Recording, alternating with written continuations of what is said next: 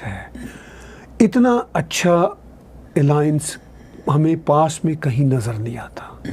पास में भी अच्छे टर्म्स रहे हैं ऑन एंड ऑफ, लेकिन इस वक्त उनका बहुत अच्छा अलायंस है। जब ये कॉन्फ्लिक्ट अभी लद्दाख पे अपनी हाइट पे था, जब 20 भारतीय नौजवानों को शहीद किया बैक स्टैबिंग से, मैं कहूँगा चाइनीज़ ने, तो अमेरिका ने ओपनली भारत को सपोर्ट किया। भारत ने स्विफ्ट एक्शन लिया, ऐप्स को बैन करने का सारा कुछ। उसके साथ साथ साउथ चाइना सी और इंडो पैसिफिक में जो जंगी मशकें शुरू की अमेरिकन्स ने, भारतीयों ने, इवन जापानीज़ और ऑस्ट्रेलियंस और न्यूजीलैंड भी किसी हद तक शामिल था, वो जो शुरू हुई, उससे अमेरिका को सिग्नल मिला, तो वो थोड़ा सा अपने एग्रेसिव रवैये से वापस हटा। ये अभी की बात है, दो हफ्ते पहले की बात है। चाइना अग्रेसिव रूप से या चाइना वापस, मैं ये कहना चाह रहा हूँ, वापस हटा। तो भारत को बहुत कामयाबी हुई अपनी पोजीशन मनवाने में। लेकिन आपने कहा कि अगर ये इलेक्शन सदर ट्रम्प की एडमिनिस्ट्रेशन नहीं जीतती तो जाहिर है कुछ तब्दीलियां तो आएंगी। ये असल में होगा डॉक्टर साहब क्या, अब मुझे जो नज़र आता है वो ये होगा कि चीन को उतना ओपन एंड नहीं मिलेगा। चीन इतना अब खुले तरीके से खेल नहीं सकेगा।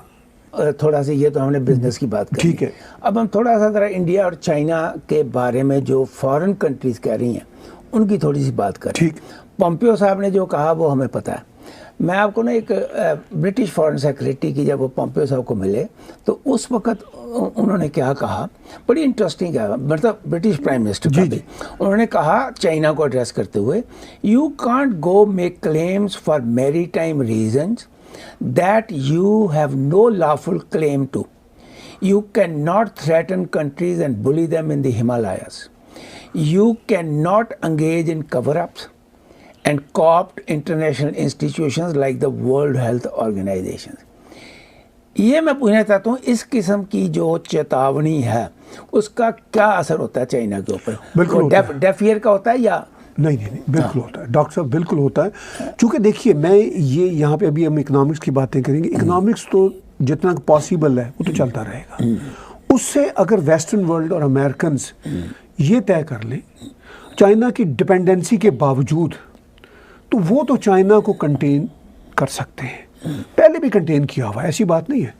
श्रीलंका की मिसाल मैं बार बार देता हूँ। श्रीलंका में श्रीलंका की वजह से चीनी बाहर नहीं गए, वो पीछे वेस्टर्नर आए थे। मालदीव की मिसाल मैं देता हूँ आपको, ठीक है। तो ये जो है, इसी तरह भारत के साथ जो अलायंस है वेस्टर्नर्स का, वो है। और ये बात अब तय है डॉक्टर साहब कि या तो चाइना को बहुत ही स्टूपिड हरकत करके कोई बड़ा ही खतरनाक किस्म का एग्रेशन करेगा, वहाँ पे हिमालय के, भूटान हो, नेपाल हो, भारत के उस सारे पट्टी पे, या वो पीछे हटेगा। चूँकि अगर वो अब आगे आएगा तो ये बात अभी एक छोटे से एग्रेशन के इंसिडेंट से पता चल गया चाइना को कि वेस्टर्न वर्ल्ड भारत के साथ खड़ी हुई है, प्रैक्टिकली खड़ी हुई है। ऐसा नहीं होगा कि सिर्फ स्टेटमेंट्स आई हैं, प्रैक्टिकली खड़ी हुई है। और अगर इससे बड़े लेवल का एग्रेशन कोई चाइना ने करना चाहा तो मुझे लगता है कि चाइना को बहुत ही सख्त जवाब मिलेगा।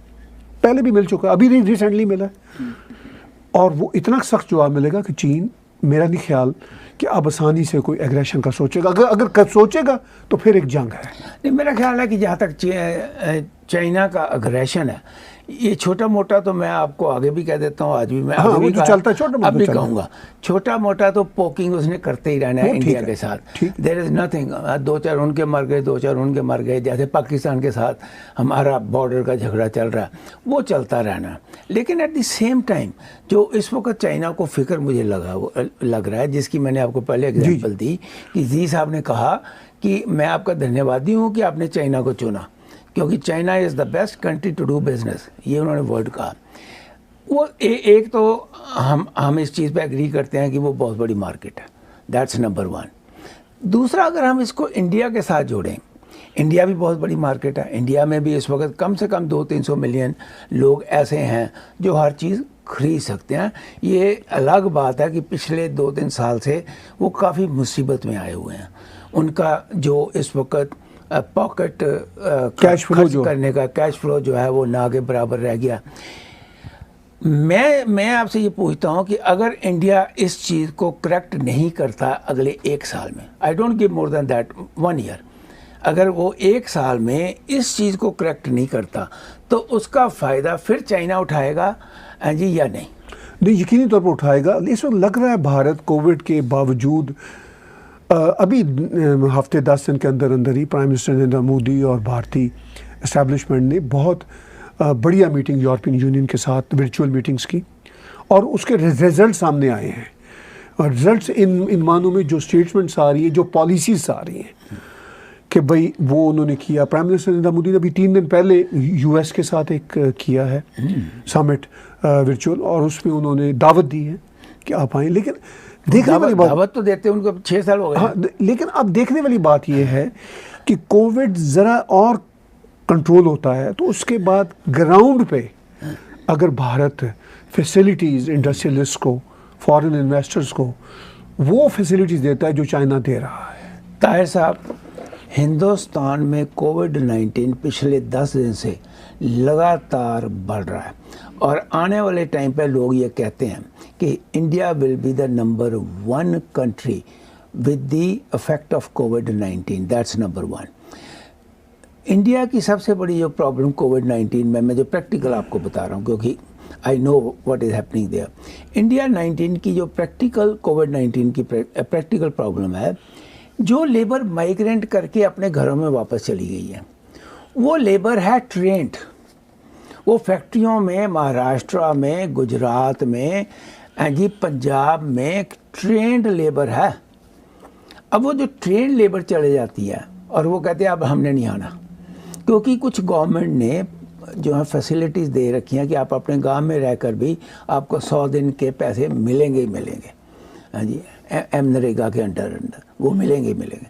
तो इस किस्म की जब सहूलतें मिल जाती हैं और लेबर की कमी होनी शुरू हो जाती है, मुझे तो आप सिर्फ, क्योंकि आप भी काफ़ी नज़र रखते हैं इंडिया के ऊपर, अगर इंडिया ने अगले 1 साल में इकॉनमी को ठीक ना किया, और इकॉनमी ठीक करने का मतलब है जो लेबर है जिन फैक्ट्रियों से निकली वो लेबर अगर वहाँ पर ना पहुँची, हाँ जी, और कोविड-19 जो है अगर ये दिसंबर तक चला गया, जो कि कम से कम अक्टूबर तक तो जाएगा ही जाएगा इंडिया में, क्योंकि इंडिया में अब कल हर रोज़ 5,000 आदमी बढ़ रहे हैं।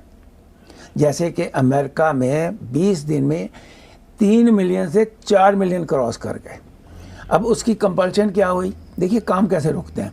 उसकी कंपल्शन ये हुई कि जहाँ भी पार्टी की नेशनल कॉन्फ्रेंस होती है प्रेसिडेंट के नॉमिनेशन की, वहाँ पर कम से कम 100 मिलियन जो है वो इंडक्ट होता है उस इकॉनमी में, 100 मिलियन। अब दूसरी बार प्रेसिडेंट ट्रंप को भी ये कैंसिल करना पड़ा। अब वो भी वर्चुअल होगा सब कुछ जो होगा। मेरा सिर्फ सवाल ये है, मुझे बार बार यही परेशानी है कि किस तरीके से हिंदुस्तान अगर अपनी इकॉनमी को ठीक नहीं करता जी, और प्रैक्टिकली कंपनियों को वहाँ लाके इन्वेस्ट नहीं करवाता। इस वक्त तो देखिए, एक बात तो ये समझ गए आप कि कोविड-19 में अभी by the end of this year तो किसी कंपनी ने कोई स्टेप नहीं लेना। ये बात हम मानते हैं, नहीं लेना तो फिर बताइए कि फिर कैसे होगा। वो तो चाइना में तो लगा हुआ है काम। देखिए डॉक्टर साहब, चाइना में काम लगा हुआ, लेकिन चाइना में भी इस वक्त बहुत रिस्ट्रिक्शंस है कोविड की वजह से। आप कोविड ने की बात और आप इकॉनमी की बात दोनों जोड़िए। हाँ, तो कोविड जो है वो इस वक्त सिर्फ भारत का मसला नहीं है, पूरी दुनिया का मसला है। मैं कोविड के हवाले से कहता हूँ, मेरे पास ऐसे बहुत सारी वीडियो क्लिप्स मौजूद हैं जहाँ भारत के बड़े टॉप के एक्सपर्ट्स ने प्रेडिक्शन की थी कि जुलाई तक भारत में 2 मिलियन तक लोग मर सकते हैं। ये मेरे पास वीडियो क्लिप्स मौजूद है, मैं वो चला दूंगा किसी तरह। ठीक, ऑल इंडिया मेडिकल इंस्टीट्यूट जो सबसे बड़ी इंस्टीट्यूट है दिल्ली में, उसके डायरेक्टर ने कहा ठीक है। मतलब ऐसे मेरे पास कम से कम 3-4 क्लिप्स मौजूद हैं, इस पर प्रेडिक्शन थी। मतलब शुक्र है कुदरत का कि ऐसा नहीं हुआ, नंबर बढ़ रहे हैं, ठीक है। अगर भारत में चूँकि सोशल डिस्टेंसिंग और बड़ा इम्पॉसिबल सा मामला है, बहुत ही इम्पॉसिबल। मैं इवन बांग्लादेश या पाकिस्तान में भी देखता हूँ, वहाँ जो पॉलिटिकल गैदरिंग्स होती हैं, तो मैं हैरान होता हूँ कि ये कैसे सोशल डिस्टेंसिंग कर सकते हैं ये कंट्रीज। तो भारत में भी बहुत बड़ा चैलेंज है।